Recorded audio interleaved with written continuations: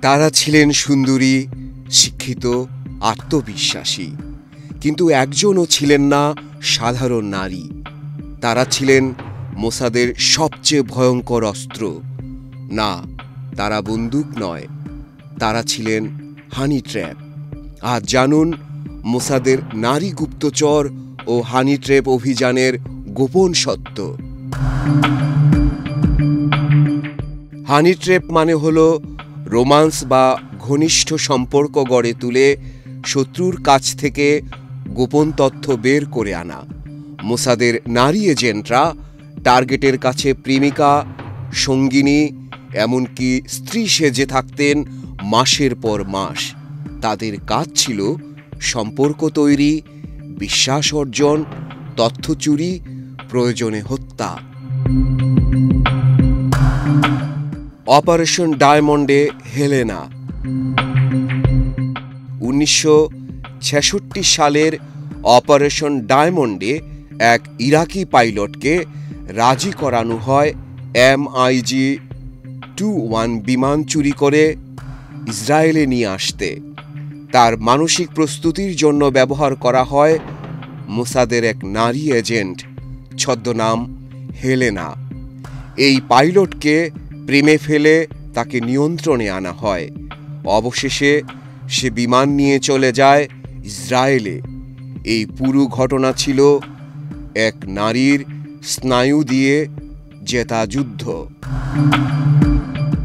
মোসাদের নারী গুপ্তচরের একটি পরিচিত চেহারা মার্টা হেরিয়েট। তাকে পাঠানো হয়েছিল এক ইউরোপীয় বিজ্ঞানীর কাছে। মার্টা তার প্রেমিকা হয়ে ওঠেন। দিনের পর দিন তথ্য বের করেন। কদিন সে বুঝতেই পারেনি তার বালিশের পাশে শুয়ে থাকা নারীটি ইসরায়েলের মোসাদ। 1972 সালের মিউনিক হত্যাকাণ্ডের প্রতিশোধ নিতে মোসাদ চালায় র্যাথ অফ গড, যেখানে একাধিক নারী এজেন্ট ব্যবহার করা হয় টার্গেটের কাছাকাছি পৌঁছাতে। কখনো তারা বারে, কখনো হোটেলে টার্গেটের সাথে সম্পর্ক গড়ে তুলে তারপর তথ্য পাঠিয়ে দেয় টিমকে। বেশিরভাগ হত্যাকাণ্ড ঘটত রাতেই। সকালে পাওয়া যেত শুধু এক মৃতদেহ, আর সেই নারী অদৃশ্য। হালকা ভুলে ভয়ঙ্কর ফল, লিলি রুবিন কেস। সব সময়ে যে হানি ট্র্যাপ সফল হয় তা নয়। একবার এক নারী গুপ্তচর ধরা পড়ে যান। তার ছদ্মনাম ছিল লিলি রুবিন। তাকে এক জার্মান ব্যবসায়ীর কাছ থেকে তথ্য বের করতে পাঠানো হয়েছিল, কিন্তু এক ছোট ভুলে ধরা পড়ে যান তিনি। ফাঁস হয় মোসাদের একটি গোটা নেটওয়ার্ক। এরপর মোসাদ তাদের নারী এজেন্টদের আরও গোপন ও কঠোর প্রশিক্ষণ দেয়। কেন নারী গুপ্তচরই সেরা? বিশ্লেষকরা বলেন, নারী এজেন্টরা সন্দেহ কম পায়। তারা আবেগ দিয়ে টার্গেটকে জড়িয়ে ফেলতে পারে।